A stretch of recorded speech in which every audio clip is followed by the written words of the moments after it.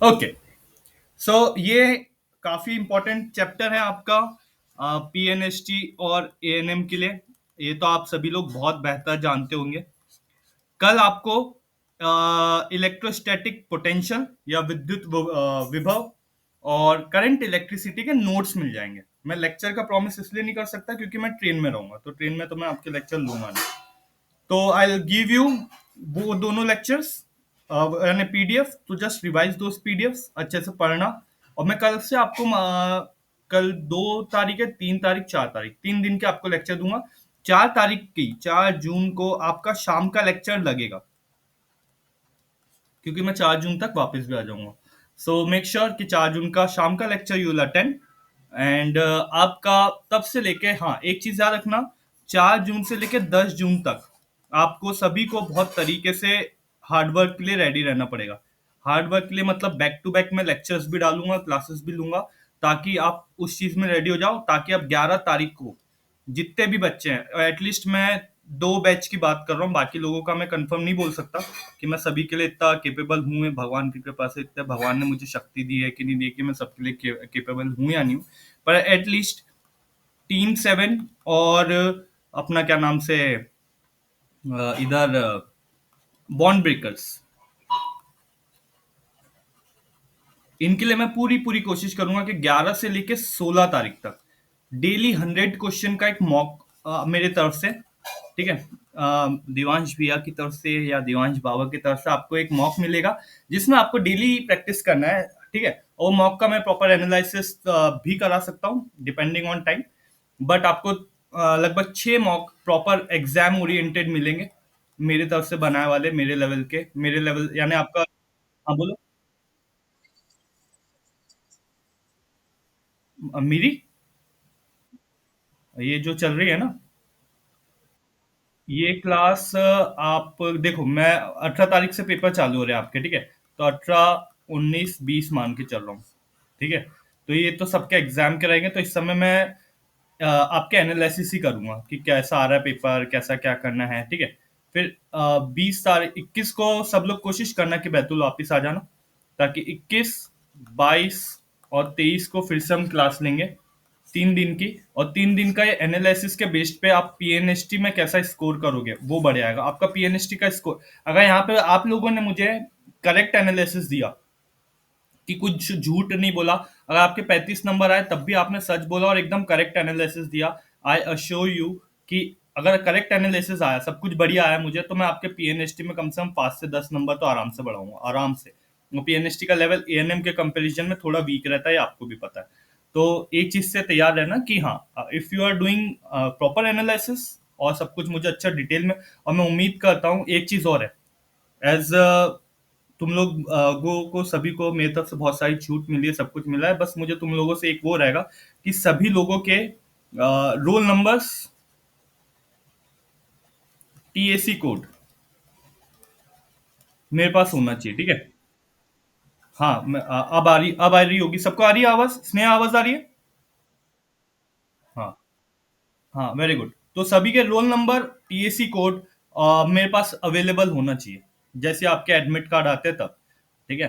तो वो मेरे लिए बहुत बड़ी चीज होगी, वो मेरे को बहुत हेल्प करेगा आपको समझने के लिए, आपके पेपर को समझने के लिए, क्योंकि ये मेरे पास रहेगा ना। तो जैसे ही आपका ये पेपर होता है, उसके जस्ट 1 या 2 दिन बाद ऑब्जेक्शन की आती है, और ऑब्जेक्शन की आई तो मैं सबके पेपर एनालाइज करूंगा, सबकी मुझे, अगर मेरे पास एक दिन भी बचा ना, कि एक दिन में तो मैं हर बच्चे को पर्सनली कॉल करके बता सकता हूँ कि आपको यहाँ आपने मिस्टेक करी है, यहाँ पे आपने गलती करी है, आपका अटेम्प्ट करने की स्ट्रेटेजी क्या है। तो मैं सभी का एक बार पेपर देख लूंगा ना एएनएम के, कि आपने उन लोगों ने कैसे अटेम्प्ट करे, तो उसके बेसिस पे मैं आपको इतना अच्छा गाइड कर सकता हूँ कि आपका पीएनएसटी में बहुत बच्चे ऐसे भी रहेंगे जो ये वाली रेंज 5 की रेंज छोड़ के 10+ की रेंज पे भी कूद सकते हैं, अगर उन्होंने सही इंप्लीमेंट करी मेरी स्ट्रेटेजी को। एक दिन भी अगर मिला ना मुझे, तो मैं आप लोगों को बहुत हेल्प कर दूंगा। तो मेक श्योर आपका रोल नंबर और टीएसी कोड मेरे पास आना चाहिए, ताकि मैं ऑब्जेक्शन की पर्टिकुलरली सबकी खोल खोल के देख सकूं, ठीक है। बाकी फिर सब आपकी पर्सनल इच्छा है, वैसे उसमें कुछ उतना होना जाना नहीं है कि मैं कुछ आप तुम्हारी प्रॉपर्टी अपने नाम कर लूंगा, ऐसा उसमें कुछ होगा नहीं। बट वॉट एवर इट, आप ट्राई करना कि दे दो मुझे, ठीक है। दूसरा, हाँ, अब हम चालू कर रहे हैं हमारा चैप्टर जिसका नाम है इलेक्ट्रिक चार्ज या फिर विद्युत आवेश। ध्यान से समझना, ज्यादा से ज्यादा 20 25 30 मिनट की बात है, उसके बाद आप खुद क्वेश्चन के पास जाओगे और आपको समझ में आने लगेगा कि हाँ, अभी तक हम ये मिस्टेक कर रहे थे और अब हमसे क्वेश्चन बनने लगे। उससे पहले एक चीज जो मैं आपको बताऊंगा, कभी भी आपको किसी भी क्वेश्चन में मैक्सिमम वैल्यू पूछे, मैक्सिमम मैक्सिमम वैल्यू पूछे या मिनिमम वैल्यू पूछे। हाँ, ऐसा है क्या? पॉसिबल ही नहीं, अरे यार मैंने इतना सारा लिख दिया और तुम लोगों के लिए। अरे मैंने क्या बोलूं, मैंने इतना सारा लिख दिया था, पर चलो ठीक है। अब अभी थोड़ी देर में दिखने लगेगी। मुझे लगा स्क्रीन शेयर है। हाँ, अब दिख रहा है सबको? मैंने इतना सारा लिखा था यार, हट यार। चलो कोई बात नहीं। हम्म। अब दिख रही है सबको? स्क्रीन ब्लैक हो गई होगी पूरी। ओके, तो आज का हमारा चैप्टर है इलेक्ट्रिक चार्ज। यहाँ पर हम स्टार्ट करने से पहले मैं थोड़ा सा आपको एक चीज बता देता हूँ कि जब भी आपसे किसी भी चीज की मैक्सिमम, अधिकतम और मिनिमम वैल्यू पूछे, तो आपको याद रखना है, आपको उस चीज को डिफ्रेंशिएट करना है, मतलब D Y by D X करना है। अगर आपको आता है तो। अगर आपको नहीं आता है, तो जैसे मैंने आपको बोला कि फोर्स को जो है, आपकी फोर्स मैक्सिमम है, आपका बल अधिकतम है, तो उस केस में सर मुझे फोर्स को जिस भी चीज के रिस्पेक्ट में बोला है उसके रिस्पेक्ट में तो डिफरेंशिएशन करना पड़ेगा। तो उस केस में आप क्या करना, उस केस में वो फोर्स को रख देना जीरो। क्योंकि मैक्सिमम और मिनिमम निकालने का जो तरीका मैथ्स में होता है ना, हम डिफरेंशिएट करते हैं और वो डिफरेंशिएट करने के बाद जो भी वैल्यू आती है उसको जीरो से इक्वेट कर देते हैं, जीरो के इक्वल रख देते हैं। तो अगर आपको मैक्सिमम और मिनिमम वैल्यू निकालने का बोला ऐसा, और उसके बाद ये पूछा कि अब बताओ कि इसका क्या होगा, रेशियो बताओ, ये बताओ, वो बताओ, तो आपको फिर वो चीज जितनी भी इक्वेशन बनेगी उसको जीरो से इक्वेट कर देना, इतना याद रखना आप, ठीक है। उसके बाद जब हम अभी क्वेश्चन क्वेश्चन देखेंगे, कहीं ना कहीं एक क्वेश्चन ऐसा मिल ही जाएगा हमें जो मैक्सिमम मिनिमम वैल्यू पे डील करेगा इस चैप्टर में एटलीस्ट। चलो, पहला है introduction to electric charge. Okay, क्या होता है इलेक्ट्रिक चार्ज? आवेश होता है। हमने अभी से एटम न्यूक्लियाई पढ़ा। एटम न्यूक्लियाई इसलिए मैंने आपको पहले पढ़ा के रखा था क्योंकि आपको एक पता रहना चाहिए कि चार्ज क्या होता है। तो जो चीज पॉजिटिव है जैसे प्रोटॉन, तो प्रोटॉन पे आपका पॉजिटिव चार्ज हो गया, और जो चीज नेगेटिव है वो हो गया आपका नेगेटिव चार्ज। बट जब हम इस चैप्टर से डील कर रहे हैं, तो मान लो किसी एक एटम है, उसके आजू बाजू बहुत सारे इलेक्ट्रॉन घूम रहे हैं। अब मान लो यहाँ पे 12 प्रोटॉन है और यहाँ पे 10 ही इलेक्ट्रॉन है, तो अब ये हो गया पॉजिटिव चार्ज। ठीक है, ये हो गया पॉजिटिवली चार्ज। अब एक्स्ट्रा इलेक्ट्रॉन्स में ऐड करूं तो ये हो गया नेगेटिवली चार्ज। तो पॉजिटिव नेगेटिव का ही खेल है, और आपको बताऊं बस इतना समझना है, एक वर्ड होता है आवेश, और एक उस पे होता है या तो धनात्मक होगा या तो ऋणात्मक होगा, बस इतना याद रखना, बाकी कुछ नहीं सोचना है कि क्या होता है। आवेश को हम किससे डिनोट करते हैं, तो या तो छोटा क्यू बोल देते कभी कभार, या तो बड़ा Q, what ever you want, बड़ा छोटा क्यू, वो है बस, और कुछ नहीं है। आवेश ज्यादा दिमाग चलाना ही मत, ठीक है। A fundamental property of matter due to which it experience an electric force. अब ये क्या होता है बाद में देखते हैं। विद्युत आवेश क्या होता है? द्रव्य का एक मूलभूत गुण जिसके कारण उस पर विद्युत बल लगता है। कितने टाइप के होते हैं? दो टाइप के होते हैं, एक पॉजिटिव होगा एक नेगेटिव होगा। दो प्रकार, धनात्मक और ऋणात्मक। जो लाइक लाइक है, देखो ये वाले पॉजिटिव है, अनलाइक वाले, ठीक है। जो ये पॉजिटिव हो गया, ये नेगेटिव हो गया, तो ये देखो दोनों एक दूसरे के प्रति आकर्षित हो रहे हैं और पास में आएंगे। जो ये भी प्लस हो गया, ये भी प्लस हो गया, ये भी माइनस हो गया, ये भी माइनस हो गया, तो ये फिर दूर दूर भाग रहे हैं, देखो। तो लाइक वाले जो है वो एक दूसरे को रिपेल करेंगे, और जो अनलाइक वाले हैं वो एक दूसरे को आकर्षित करेंगे। तो like repels, like charge repel, unlike charge attract. समान आवेश एक दूसरे को रिपेल या फिर धक्का करते हैं, जो भी आपका वर्ड है इसके लिए, रिपेल के लिए जो भी है। और विपरीत आवेश एक दूसरे को अट्रैक्ट या फिर आकर्षित करते हैं। ये हो गया हमारा पहला। कितने लोगों को नहीं दिख रही है, एक बार कंफर्म करो। आशु, जल्दी से लीव करो, जल्दी से वापस।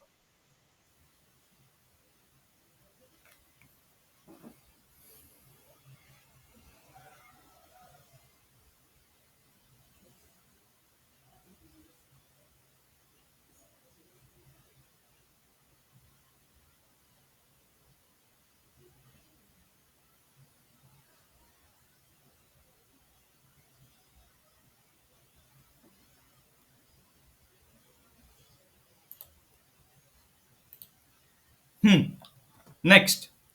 अब आपका है एक नया टर्म आता है, क्वांटनाइजेशन ऑफ चार्ज। ठीक है, मैं एक बार इसका हिंदी मीनिंग देख लेता हूं ताकि आप लोगों को वो ना हो, हिंदी वालों को, क्वांटनाइजेशन ऑफ चार्ज इन हिंदी। ठीक है, तो इसके लिए वर्ड है क्वांटीकरण। क्या वर्ड है? क्वांटीकरण, आवेश का क्वांटीकरण।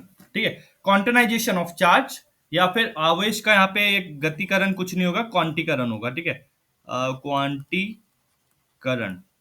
ठीक है, क्या होता है? कुछ नहीं होता है, बस आपको एक चीज यहाँ पे जो वर्ड दे के रखे कि वो निरंतर नहीं होते हैं, डिस्क्रीट पैकेट में होते हैं। ठीक है, निश्चित इकाइयों में होते हैं, उसी को बोलते हैं। इसको मैं डिनोट करता हूं, बड़ा Q is equal to N into e. जहां पे N नंबर है, E जो है आपके इलेक्ट्रॉन का चार्ज हो गया या प्रोटॉन का चार्ज हो गया। क्या होता है इलेक्ट्रॉन प्रोटॉन का चार्ज? वो होता है 1.6 इंटू 10⁻⁻19 कूलाम। ठीक है, ये हो गया आपका क्यू। जहां पर भी आपको नंबर पूछे कि इलेक्ट्रॉन की संख्या बताओ, खट ने दिमाग में ये दौड़ना चाहिए कि Q is equal to N E. वो क्यू की वैल्यू की जगह आप रख दोगे एन इंटू ई। जहां पर भी आपको पूछा कि कितने इलेक्ट्रॉन आ रहे हैं, कितने इलेक्ट्रॉन आ रहे हैं, तो वहां पे जल्दी क्यू की जगह एन ही लिखोगे। एन की वैल्यू आपको निकालनी है और ई की वैल्यू आपको देखिए 1.6 इंटू 10⁻⁻19। ये हो गया आपका quantization of charge. Total formula क्या है? Q is equal to N into E, where N is an integer. N की वैल्यू क्या होगी? एन की वैल्यू होगी sir, N is equal to 1 2 3, zero भी हो सकती है। ठीक है, पर यहाँ पे इंटीजर बोला है तो इसलिए कुछ भी हो सकती है। एन की वैल्यू नंबर में होगी, बस इतना याद रखना। ठीक है, अब आता है कंडक्टर और इंसुलेटर। आपने कभी ना कभी सुना ही होगा, चालक। ठीक है, और हिंदी में क्या बोलते हैं, एक बार इंसुलेटर को कोई बता दो मुझे जल्दी से। कुचालक, ओके, कुचालक। ठीक है, क्या होते हैं conductor? Substance that allow electric charge to flow through them easily. और संचालक लिखा है यहाँ पे, तो ठीक है। चालक जो होते हैं वो क्या होते हैं? वे पदार्थ के विद्युत आवेश आसानी से प्रवाहित करते हैं, जिससे हो सकते हैं, जैसे कॉपर हो गया, सिल्वर हो गया, ह्यूमन बॉडी हो गया। ठीक है, इंसुलेटर मतलब कुचालक, substance that do not allow electric charge to flow through them. वे पदार्थ जिनसे विद्युत आवेश प्रवाहित नहीं हो सकते, जैसे कि रबर हो गई, ग्लास हो गया, प्लास्टिक हो गया। यहाँ पे मैंने गोल्ड, स्टील, कॉपर लिख के रखा है। नेक्स्ट यहाँ पे वुड मतलब लकड़ी हो गया, डायमंड हो गया, ग्लास हो गई। ये आपके हो गए कुचालक, और ये हो गए आपके। हाँ,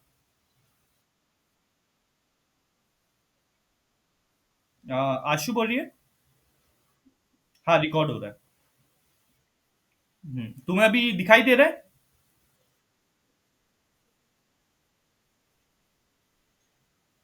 रुको 2 सेकंड में कोशिश करता हूँ एक बार। अगर नहीं दिखा तो फिर आप रिकॉर्डेड लेक्चर देख लेना। ठीक है,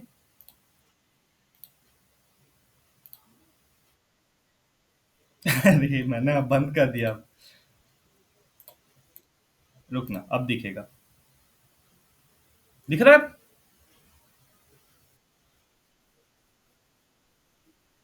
नीचे, नीचे करो, नीचे करो, नीचे करो। दिख रहा है? Very good. ओके, तो कंडक्टर्स एंड इंसुलेटर्स हो गए हमारे। ओके, अब चार्जिंग बाय इंडक्शन। ठीक है, हमने इलेक्ट्रोमैग्नेटिक इंडक्शन भी पढ़ा। ठीक है, प्रेरण बोलते हैं इसको, प्रेरण। चार्जिंग बाय इंडक्शन क्या होती है? ये एक प्रोसेस होती है। Charging by induction is a process of charging a body without direct contact, बिना टच करे किसी बॉडी को चार्ज करना। प्रेरण द्वारा आवेशित करना एक प्रक्रिया है जिसमें बिना सीधे संपर्क वस्तु को क्या कर रहे हैं हम? आवेशित कर रहे हैं। बिना सीधे संपर्क, बिना टच करे हम वस्तु को क्या कर रहे हैं? आवेशित कर रहे हैं। A charged body object brought near a neutral conductor cause a redistribution of charge. एक आवेशित वस्तु को जब एक तटस्थ चालक के, ये संचालक नहीं है, चालक के पास लाया जाता है तो उसमें आवेशों का क्या पुनः वितरण होता है। अभी आप देखोगे कैसे। Grounding the conductor can make the induce charge permanent. उसका टेंशन मतलब, यहाँ पे देखो, ये दो बॉडी है ए और बी। यहां पर मैंने एक आवेशित किसी बॉडी को लाया, एक चार्ज बॉडी को इसके पास लाया। अब देखो ये पूरी plus plus plus plus plus plus है। ठीक है। अब क्या हुआ, ये दोनों देखो टच में है, तो जितने भी प्लस प्लस है इसने नेगेटिव वाले को अपने तरफ खींच लिया और पॉजिटिव वाले को धक्का दे दिया, जो कि हमने पढ़ा था कि पॉजिटिव पॉजिटिव हो तो एक दूसरे को धक्का देंगे, नेगेटिव नेगेटिव हो तो एक दूसरे को धक्का देंगे, पर पॉजिटिव और नेगेटिव हो तो एक दूसरे को क्या करेंगे, आकर्षित कर लेंगे। तो यहाँ पे क्या हुआ, ये पॉजिटिव नेगेटिव आ गए साथ में, ये इधर पूरे प्लस वाले इधर चले गए। अब क्या करा, जैसे ही मैंने इस बॉडी को यहां से हटाया, आवेशित बॉडी को या चार्ज बॉडी को हटाया, तो ये जो चार्ज है फिर ऑटोमेटिकली फिर रीडिस्ट्रीब्यूट हो गया, ये देखो पूरे फैल गए, अपने आप इक्वली डिस्ट्रीब्यूट हो गए। और इसको बोलते हैं हम, ये जो प्रक्रिया है इसको बोलते हैं चार्जिंग बाय इंडक्शन, या या प्रेरण द्वारा आवेशित करना। ठीक है। Basic property of electric charge, अब जो हमने इलेक्ट्रिक चार्ज क्यों पढ़ा उसकी कुछ बेसिक विशेषता या फिर property. Total charge is algebraic sum. अब याद रखना, मान लो आपकी बॉडी में एक गोला है, इसमें +3 Q चार्ज है, -3 Q चार्ज है, +5 Q चार्ज है, +10 Q चार्ज है, +2 Q चार्ज है। तो अगर मुझे पूछा जाए कि टोटल बॉडी में चार्ज कितना है ये बताओ, तो मैं क्या करूंगा, मैं लिखूंगा total charge is equal to 3Q plus 10Q -3Q +5Q +2Q। -3 से ये कट गया, 10 + 5 15, 15 और 2 17 Q, ये हो गया मेरा टोटल चार्ज। ये बताती है पहली प्रॉपर्टी कि total charge is algebraic sum of individual charge. आवेश की योगात्मकता, कुल आवेश, अलग अलग आवेश को बीज गणितीय योग होता है, बीज गणितीय योग ऐड कर दोगे आप। ठीक है। दूसरा, charge can neither be created nor be destroyed, only transfer. ना हम चार्ज को बना सकते हैं, ना हम चार्ज को मिटा सकते हैं, ना उसको उत्पन्न किया जा सकता है, ना नष्ट किया जा सकता है। केवल एक स्थान से दूसरी जगह स्थानांतरित किया जा सकता है, ट्रांसफर किया जाता है। ये आपका हो गया कंजर्वेशन ऑफ चार्ज। नेक्स्ट आता है क्वांटाइजेशन ऑफ चार्ज। अब भी हमने पढ़ा क्वांटीकरण चार्ज का, Q is equal to N into e, जहां पे जो चार्ज है Q वो N कोई नंबर होगा और E हो गया 6 × 10⁻⁻16 कूलम। आवेशित, एक गतिकरण नहीं क्वांटीकरण होगा, ठीक है, मैं उसको सुधार दूंगा। आवेश हमेशा ई के गुणज के रूप में ही होता है, याद रखना। ओके। अब आती है हमारी सबसे इंपॉर्टेंट चीज, जिसको मैं बोलता हूं कूलम्स लॉ ऑफ क्या बोलते हैं तो अपना इलेक्ट्रिक चार्ज। ठीक है। ध्यान से सुनना, ये जो लॉ है ये आपका कहीं ना कहीं आपने गुरुत्वाकर्षण का नियम पढ़ा होगा, या फिर दूसरे अलग नियम, उससे बहुत ज्यादा क्लोज क्लोज का लॉ है। ठीक है। तो अगर मान लो मैंने किसी चार्ज Q1 Q2 को किसी डिस्टेंस r के बीच में रखा, ध्यान से सुनना, किसी चार्ज Q को और Q2 को, उनके बीच की दूरी r है या फिर डिस्टेंस जो है r है, इसके बीच में रखा, तो जो कूलम फोर्स है वो डायरेक्टली प्रोपोर्शनल रहेगी, समानुपाती रहेगी किसके, ये दोनों के मल्टीप्लीकेशन के। अब इसका मतलब क्या होता है कि सर अगर मैं चार्ज बढ़ाते जाऊं तो सर फोर्स भी बढ़ते जाएगी, याद रखना। अगर मैं चार्ज की वैल्यू बढ़ाते जाऊं तो फोर्स की वैल्यू भी बढ़ते जाएगी, मतलब मैं चार्ज बढ़ाऊंगा तो फोर्स भी बढ़ेगी। अगर मैं चार्ज को कम करूंगा तो फोर्स भी कैसी हो जाएगी, कम हो गई। ये हो गई अपना पहला चीज। दूसरा चीज जो है वो क्या इनवर्सली प्रोपोर्शनल रहती है, डिस्टेंस के स्क्वायर के बराबर, डिस्टेंस के स्क्वायर के बराबर। इसका मतलब क्या हुआ कि अगर मैंने डिस्टेंस बढ़ाया तो फोर्स जो है वो कम हो जाएगी, या फिर अगर मैंने डिस्टेंस कम किया तो जो फोर्स है या फिर जो कूलाम बल है वो बढ़ जाएगा। ये हुआ। अब इन दोनों को अगर मैं करूं तो F is directly proportional to Q1 Q2 upon R square. ये प्रोपोर्शनलिटी का साइन हटता है तो F is equal to K Q1 Q2 upon R square आता है। K की वैल्यू क्या होती है, K की वैल्यू होती है 1/4 पाई एप्सिलॉन नॉट।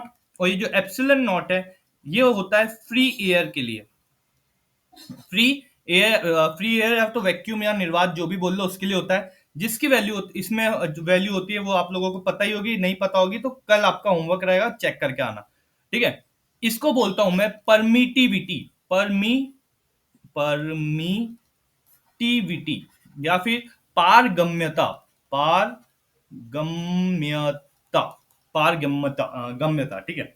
ये हो गया आपका, ठीक है, ये हो गया आपका। वैक्यूम में, निर्वात में क्या क्या होता है?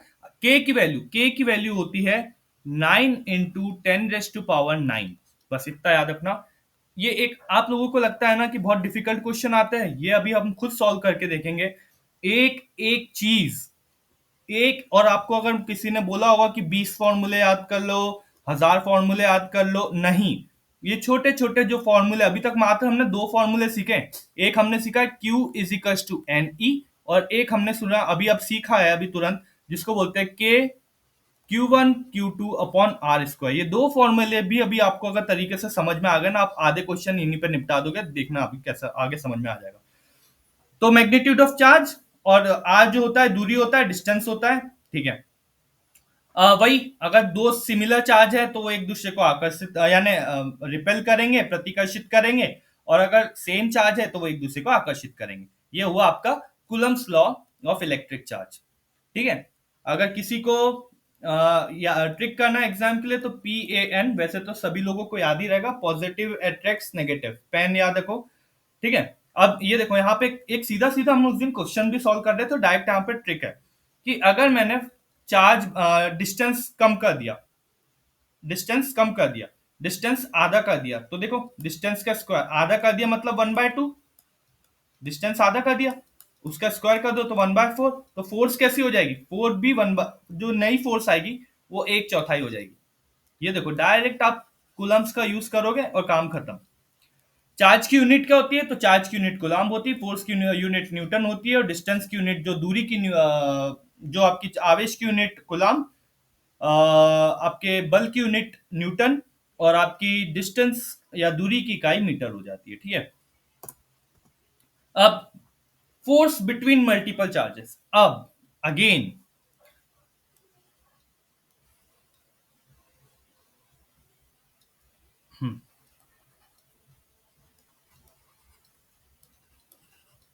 यहां पे एक क्वेश्चन आया था अपने पास कि यहाँ पे सर फोर्स कितनी होगी, जो कि वो आपकी इलेक्ट्रिक फील्ड का इंटेंसिटी या फोर्स कितनी होगी, तो जीरो आया था हमारा आंसर।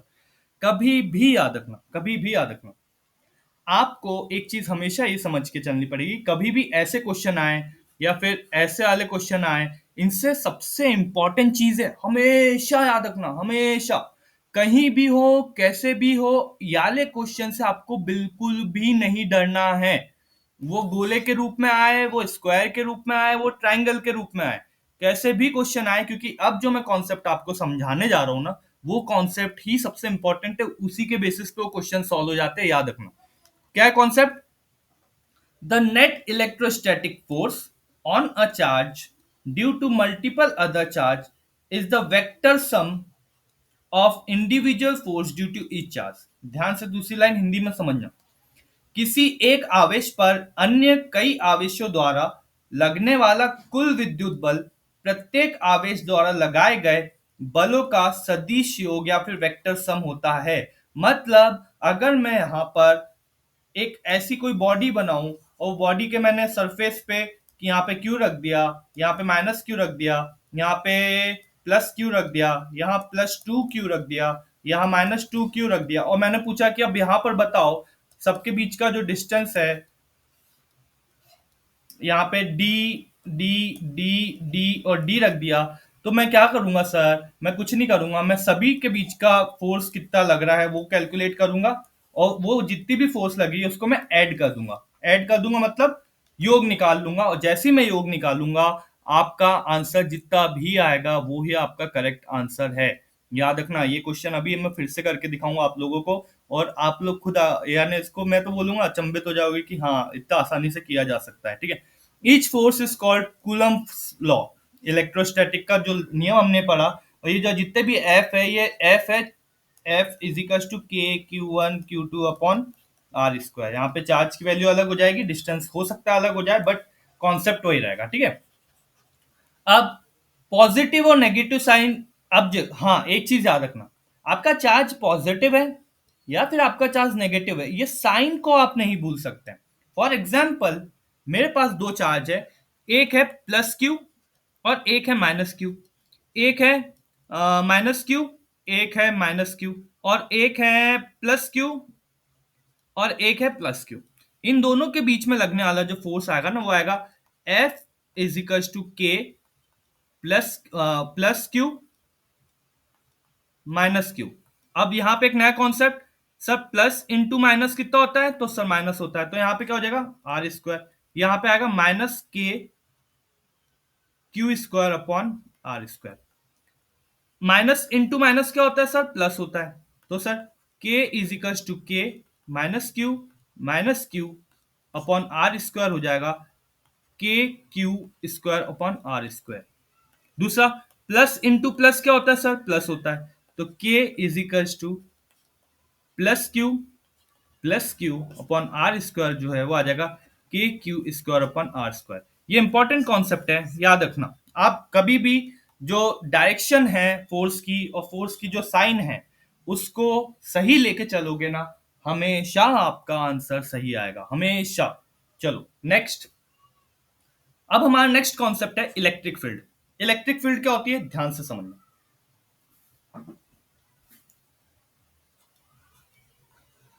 ये एक धनात्मक आवेश है, धनात्मक, या फिर पॉजिटिव चार्ज है, पॉजिटिव चार्ज है, धनात्मक आवेश या फिर पॉजिटिव चार्ज। इससे एक लाइन निकलती है, वो लाइन किसी को दिखती नहीं है, ठीक है। इससे एक लाइन निकलती है जो किसी इमेजिनरी लाइन है, काल्पनिक लाइन है, वो निकल रही है। ये जो लाइन निकलती है इसको हम बोलते हैं इलेक्ट्रिक फील्ड, इलेक्ट्रिक फील्ड या फिर विद्युत क्षेत्र। ये जो लाइन निकलती है इसको हम बोलते हैं इलेक्ट्रिक फील्ड या फिर विद्युत क्षेत्र। बस इतना ही कॉन्सेप्ट है। एक पॉजिटिव चार्ज से, याद रखना किससे निकलती है, एक धनात्मक आवेश से या फिर एक पॉजिटिव चार्ज से जो काल्पनिक लाइन या काल्पनिक रेखा निकल रही है या इमेजिनरी लाइन निकल रही है, उस लाइन को हम और कुछ नहीं इलेक्ट्रिक फील्ड या फिर विद्युत क्षेत्र बोलते हैं, ठीक है। क्या होती है, ध्यान से सुनना। Electric field is a region around a charged object where it exerts a force on another charge. ठीक है। विद्युत क्षेत्र उस क्षेत्र को कहते हैं जहां कोई आवेशित वस्तु दूसरे आवेशों पर बल लगाती है। अब वो कैसे लगाती है आप थोड़ी देर में समझ जाओगे। ये एक वेक्टर क्वांटिटी है। वेक्टर क्वांटिटी मतलब इसकी एक डायरेक्शन होती है ना। जहां पे भी वेक्टर आपने सुना, जहां पे भी आपने सदिश सुना, तो एक चीज याद रखना, उसकी एक डायरेक्शन होगी, उसकी एक दिशा होगी, ठीक है। Direction, it is the direction of force experienced bye a positive charge. Positive charge याद रखना। क्या फॉर्मूला होता है, तो फॉर्मूला सर वही होता है, मान लो ये कोई चार्ज, ध्यान से सुनना सब लोग, ये कॉन्सेप्ट इंपॉर्टेंट है, ध्यान से एक बार समझ जाओ। ये पॉजिटिव चार्ज है, इससे रेखाएं निकल रही है, इससे आपकी इलेक्ट्रिक फील्ड लाइंस निकल रही है। यहाँ पे मैंने इसको बड़ा क्यू लिख देता हूं और यहाँ पे कोई छोटा क्यू लिख देता हूं, प्लस वाला। अब इसके कारण यहां पे इस वाले चार्ज पे जो फोर्स, याला चार्ज इस विद्युत रेखा के कारण या फिर इलेक्ट्रिक फील्ड के कारण, इसके कारण जो है विद्युत बल फोर्स जो भी बोल दो, वो एक्सपीरियंस कर रहा है, वो एक्सपीरियंस कर रहा है, इसी को बोलते हैं हम सर इलेक्ट्रिक फील्ड। और यहां से आप इलेक्ट्रिक फील्ड का फॉर्मूला भी निकाल सकते हैं। कुलाम फोर्स क्या होगी दोनों के बीच में लगने वाली, तो कुलाम फोर्स होगी एफ इज इक्वल टू के बड़ा क्यू छोटा क्यू अपॉन आर स्क्वायर। ये बड़े क्यूब के कारण लगने वाली फोर्स, ये बड़े क्यूब के कारण लगने वाली फोर्स ही इलेक्ट्रिक फील्ड होती है। तो क्या एफ डिवाइडेड बाय क्यू कर दूं क्या, फोर्स पर यूनिट याला चार्ज, तो के क्यू बड़ा Q upon Q R square, इसको मैं बोलता हूं इलेक्ट्रिक फील्ड। क्यू से क्यू कैंसिल